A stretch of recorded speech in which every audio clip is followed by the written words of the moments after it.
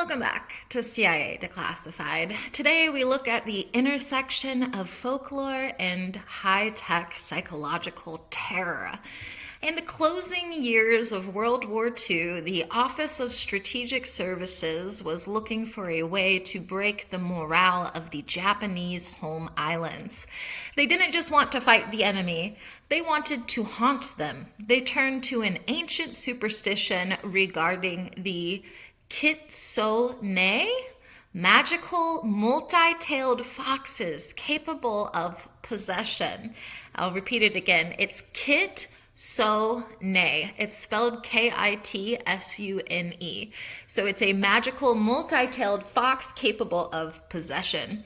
But the agency didn't use magic. They used chemistry. This was Operation Glow Fox.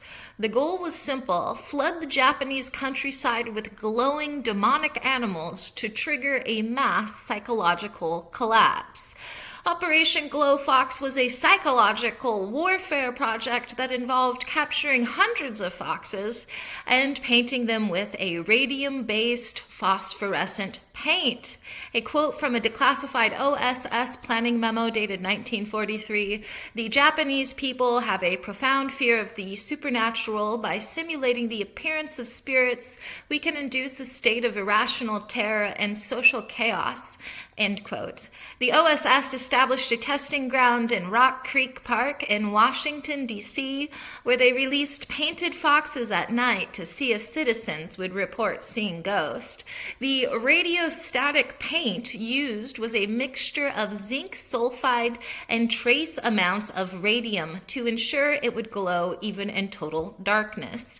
Agency psychologists suggested that the foxes should be released near shrines and cemeteries to maximize the religious panic. The project was overseen by the Moral Operations Branch, which specialized in black propaganda and spreading rumors within enemy territory. A quote from OSS officer Elizabeth McDonald: "The foxes looked like something out of a nightmare, glowing with a sickly green fire that seemed to pulse as they ran through the brush." End quote. A secondary plan involved using fox whistles, mechanical devices that mimicked the scream of a fox to accompany the visual sightings. During testing in the United States, the foxes frequently licked the paint off their fur, leading to the development of a more durable, foul-tasting chemical adhesive. The agency considered using other animals, including minks and raccoons, but settled on the fox due to its specific role in Japanese mythology. The CIA later revisited the Glow Fox files in the 1950s to see if the tactic could be used against superstitious populations in Southeast Asia. A quote from a declassified behavioral science report: "Visual anomalies are most effective when they align with pre-existing cultural anxieties." End quote. The OSS ordered 30 crates of live foxes from suppliers in the Midwest to be shipped to the Pacific Theater for the initial launch. The project included scent markers, chemicals that smelled like rotting meat, to be sprayed on the foxes to add an olfactory layer to the demon sightings. Technicians experimented with artificial tails made of lightweight silk that could be attached to the foxes to make them appear to have the 9 tails of legend. The foxes were intended to be delivered via parachute drops from B-29 bombers over rural villages at midnight. One of the primary chemicals used to keep the paint from fading was polyvinyl acetate, I think I'm saying that right, ACETATE. The plan was eventually canceled just before deployment because the war ended, but the glow paint formulas remained in the agency's arsenal for decades. A quote from an agency scientist: "Glow Fox was the bridge between traditional psychological ops and the era of chemical manipulation. End quote. The project led to the discovery that certain wavelengths of light, when flashed at specific frequencies, could induce nausea and disorientation in observers. Declassified manifests show that the OSS actually purchased fox musk for commercial fur trappers to ensure the animals maintained a wild, aggressive scent profile. A quote from a 1945 OSS memorandum on cultural warfare. Our target is the imagination of the peasant. If we can occupy that space, we own the terrain. End quote. The radium paint used was so potent that handlers had to wear lead-lined gloves to avoid radiation burns during the painting process. Project researchers discovered that by adding magnesium powder to the paint, the foxes would emit a brilliant, blinding spark if they brushed against metal fences. The CIA's Technical Service Division later adapted the Glow Fox adhesive for use in marking Soviet embassy cars with invisible ultraviolet reactive stamps.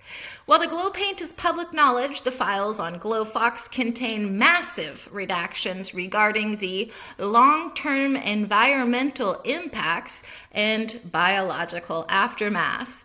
Get ready for the theory of the spectral signal. Speculation suggests that Operation GlowFox wasn't just paint, but a way to turn animals into walking antennas for a massive telepathic broadcast, and the black redactions hide the mind control frequency logs. What if GlowFox was actually the mutant menagerie?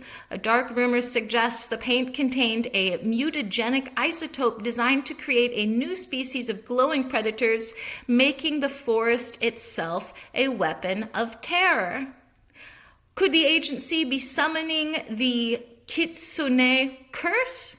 Speculation suggests the redactions in the GlowFox files hide ancient Japanese incantations that were recorded and played through hidden speakers to give the glowing foxes a supernatural aura. Some believe the foxes weren't animals at all. The theory of the clockwork kitsune claims the redactions hide blueprints for early mechanical automations covered in radioactive fur, and the black bars hide the disposal sites for these robot demons.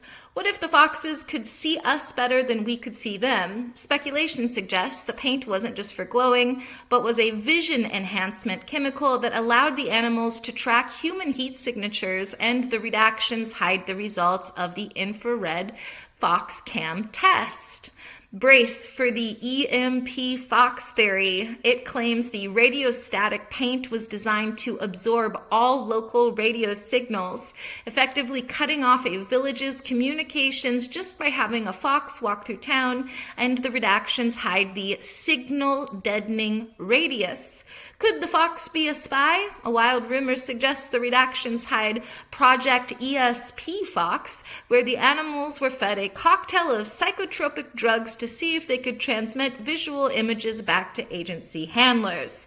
Some whisper that the foxes were meant to be sacrificial sensors. Speculation suggests the paint was a Geiger counter reactant, and the redactions hide a plan to use the foxes to find hidden underground laboratories by seeing which animals started to glow brighter. Beware the theory of the lust for the light. It claims the paint contained a pheromone that made the foxes irresistibly attractive to other wildlife, creating a glowing army of forest creatures that would march on a target city like a plague. Some speculate the black bars hide the deletion protocol. The theory is that the paint was designed to eventually turn the foxes invisible, leaving the agency with a permanent unseen surveillance force in the woods. Could the foxes be pulling from the stars? A haunting speculation suggests the redactions cover the moon sync protocol, where the fox's glow was designed to pulse in time with the moon's orbit, creating a hypnotic effect that could put an entire army to sleep. Hold your breath for the identity swap theory. Rumor has it that the radiostatic chemical allowed the foxes to take on the physical appearance of whoever looked at them, and the black bars hide the names of officers who were replaced by their own glowing fox mimics. What if the fur was a microphone? Speculation posits that the painted fur acted as a giant ear, vibrating with every conversation it passed, and the redactions hide the transcripts of secret whispered Secrets whispered in Japanese. Listen to the Inner World Whisper. Some claim the Glow Fox project was actually a beacon to signal civilizations living inside the Earth, and the black redactions hide the response the agency received from the deep. Imagine a glow that spreads like a virus. Speculation suggests the redactions hide a plan where the fox paint would transfer to any human who touched it, turning the civilian population into glowing, traceable targets for high-altitude bombers.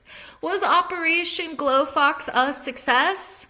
Psychologically, it was a theoretical triumph. The test in DC proved that people are incredibly easy to frighten with unexplained lights. However, logistically, it was a total failure. The foxes were difficult to control, the paint was toxic to the animals, and the sheer number of foxes needed to cover a country like Japan was impossible to manage. It remains a bizarre footnote in the history of the mad scientist era of the OSS, which was the precursor to the CIA. As far as technological and operational breakthroughs go, GlowFox paved the way for modern non-lethal psychological warfare, such as cultural vulnerability mapping. The agency learned to study the specific myths and fears of a population before designing a PSYOP. Radiostatic paint development, advances in long-lasting, self-illuminating coatings that led to the glow sticks used by the military today. Aerosolized adhesives, the creation of chemical sprays that could bond to fur or skin without washing off in the rain, and large-scale animal logistics, the first major attempt by the agency to transport and deploy hundreds of live animals for a combat operation. Operation Glow Fox reminds us that the greatest weapon isn't always a bomb. Sometimes it's just a flickering light and a pre-existing fear. Sleep well tonight, and don't look too closely at the green eyes in the brush. Thanks for listening to this episode. Be sure to tune in next time. We are going to examine Operation Chassis. The agency wanted to know how to break a man without ever touching him, and we'll uncover the study into the sociometry of loneliness. We look at how the CIA learned to map the human need for connection and then systematically destroy it until a target was so desperate they would do anything for the human touch. Join us next time for the architecture of solitude. In the meantime, I'll see you in the archives.